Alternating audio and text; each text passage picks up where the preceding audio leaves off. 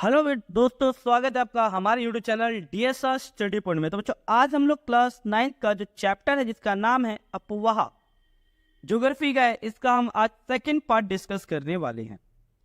अब इस वीडियो में बात करेंगे बच्चों तापी द्रोणी या तापी नदी के बारे में बात करेंगे। तो याद रखिए बच्चों, तापी जो नदी है इसका जो उद्गम स्थान है यानी तापी नदी कहाँ से निकलती है बच्चों? मध्य प्रदेश के बैतूल जिले से निकलती है, सतपुड़ा श्रृंखलाओं से। और ये भी नर्मदा के क्या होते हैं बच्चों? समानांतर है और बहती रहती है, लेकिन इसकी लंबाई थोड़ी क्या है बच्चों? कम है या बहुत कम कह सकते हो। इसकी द्रोणी अर्थात ये जो नदी है मध्य प्रदेश, गुजरात और महाराष्ट्र राज्य में बहती है तापी नदी। और अरब सागर तथा पश्चिमी घाट के बीच एक तटीय मैदान बहुत अधिक है जो संकीर्ण है, काफी संकीर्ण टाइप से बना हुआ है, और इसलिए तटीय नदियों की लंबाई बहुत कम होती है बच्चों। पश्चिम की ओर बहने वाली मुख्य नदियां कौन कौन सी है बच्चों? जैसे साबरमती है, माही है, भारत में पूजा और पेरियार भी है। ये नदियां क्या होती है बच्चों? पश्चिम की ओर बहती है और काफी ज्यादा पवित्र मानी जाती है। अब बात करते हैं बच्चों गोदावरी। गोदावरी बहुत ज्यादा इंपॉर्टेंट है बच्चों। अब याद रखिए, तो गोदावरी क्या है?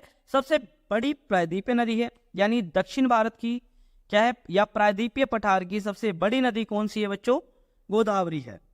और ये महाराष्ट्र के नासिक जिले के पश्चिमी घाट से निकलती है और ये बहकर क्या करती है बच्चों? बंगाल की खाड़ी में जाकर गिर जाती है। प्रायद्वीपीय नदियों में क्या होता है? इसका अपवाह तंत्र सबसे बड़ा है बच्चों। इसकी कुल लंबाई 1500 किलोमीटर है। और इसकी सहायक नदी कौन कौन सी? पूर्णा है, वर्धा है, पाहिंता है, मांजरा है, वेनगंगा है, पेनगंगा है। ये गोदावरी की सहायक नदियां हैं। और बड़े आकार और विस्तार के कारण इसे बच्चों दक्षिणी गंगा के नाम से भी जाना जाता है। गोदावरी नदी को कई बार पेपर में पूछा जाता है दक्षिणी गंगा के नाम से किसे जाना जाता है? तो गोदावरी नदी को। अब बात करते हैं बच्चों महानदी द्रोण या महानदी की। तो महानदी का उद्गम स्थान कहाँ है बच्चों? छत्तीसगढ़ के उच्च भूमि से ये निकलती है और ये उड़ीसा में बहते हुए बंगाल की खाड़ी में जाकर गिर जाती है महानदी। और इस नदी की कुल लंबाई 860 किलोमीटर है। इसके साथ साथ महानदी जो है इसकी अपवाह द्रोणी महाराष्ट्र में, यानी जो महानदी है ये महाराष्ट्र, छत्तीसगढ़, झारखंड और उड़ीसा में बहती है। अब बात करते हैं कृष्णा नदी के बारे में। तो बच्चों कृष्णा जो है आप सभी को पता है महाराष्ट्र के पश्चिमी घाट में महाबलेश्वर के निकट क्या ये निकलती है। और इसके साथ साथ ये कृष्णा नदी 1400 किलोमीटर की यात्रा करती हुई ये बंगाल में की खाड़ी में जाकर गिर जाती है। इसकी सहायक नदियां है बच्चों तुंगभद्रा, याद रहा तुंगभद्रा, कोयना, घाट प्रभा, मुंशी, भीमा, ये सारी इसकी सहायक नदियां। अजीब लग रही है थोड़ी नाम होता है। और इसके साथ साथ इसकी द्रोणी या प्रमुख, जैसे कहने का मतलब क्या है, कहाँ कहाँ जाकर बहती है? महाराष्ट्र, कर्नाटक और आंध्र प्रदेश तक ये फैली हुई है जो कृष्णा नदी है। अब बात करते हैं कावेरी नदी के बारे में। तो बच्चों याद रखिए, कावेरी नदी की अगर बात की जाए तो इस कावेरी पश्चिमी घाट के ब्रह्मगिरी श्रृंखला से निकलती है और तमिलनाडु में क्या करती है बच्चों? फूडवलूर के दक्षिण में बंगाल की खाड़ी में जाकर मिल जाती है। और इसके साथ साथ कावेरी नदी की कुल लंबाई है 760 किलोमीटर। इसकी प्रमुख द्रोणी यानी ये कहाँ कहाँ बहती है? जैसे तमिलनाडु में बहती है बच्चों, केरल में बहती है, कर्नाटक में बहती है ये नदी। अब बात करते हैं इसकी प्रमुख सहायक नदियों के बारे में। अब सहायक नदी क्या है बच्चों? इसकी सहायक नदियां हैं जैसे अमरावती, भागवानी, हेमावती और काविनी। ये इसकी क्या है बच्चों? सहायक नदी है। नेक्स्ट बात करते हैं झील के बारे में कि आखिर झील क्या होता है। अब बात करते हैं बच्चों झील, आखिर झील किसे कहते हैं? तो याद रखिएगा झील क्या होता है? ये पृथ्वी की सतह के एक गड्ढा होता है जो क्या होता है बच्चों? जहां जल क्या होता है? जमा हो जाता है, उसे हम क्या कहते हैं? झील कहते हैं। और ये बड़े आकार वाली झीलों को क्या करता है? समुद्र कहा जाता है। यानी जो आकार में बड़ी है उसे क्या कहा जाता है?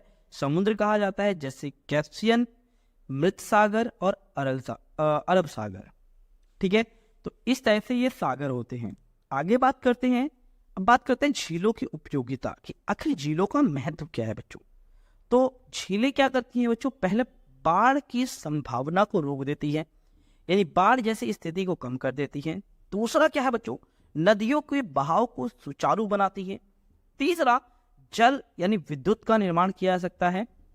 और चौथा जलवायु को सामान्य बनाती है ये, और इसके साथ साथ जलीय पारितंत्र को संतुलित करती है, और पर्यटन को क्या करती है, झीलें क्या करती है बच्चों, बढ़ावा देती है। आज भी लोग जाते हैं नैनी झील घूमने।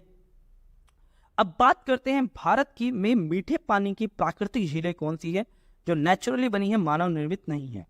तो पहला आता है वुल्लर झील जो बच्चों जम्मू कश्मीर में है, दूसरा है डल झील जो हिमाचल प्रदेश में है, तीसरा है नैनीताल जो उत्तराखंड में है, और चौथा है भीमताल जो उत्तराखंड में है। तो ये प्रमुख क्या है बच्चों, मीठे पानी की झीलें हैं। अब बात करते हैं बच्चों भारत में मानव निर्मित झीलें। अब बात करते हैं भारत में मानव निर्मित झीलें कौन कौन सी है, जैसे निजाम सागर, गोविंद सागर और राणा प्रताप सागर। ये भारत में प्रमुख मानव द्वारा बनाई गई झीलें हैं। अब बात करते हैं बच्चों नदियों का अर्थव्यवस्था में महत्व, यानी नदियों का अर्थव्यवस्था में क्या महत्व होता है।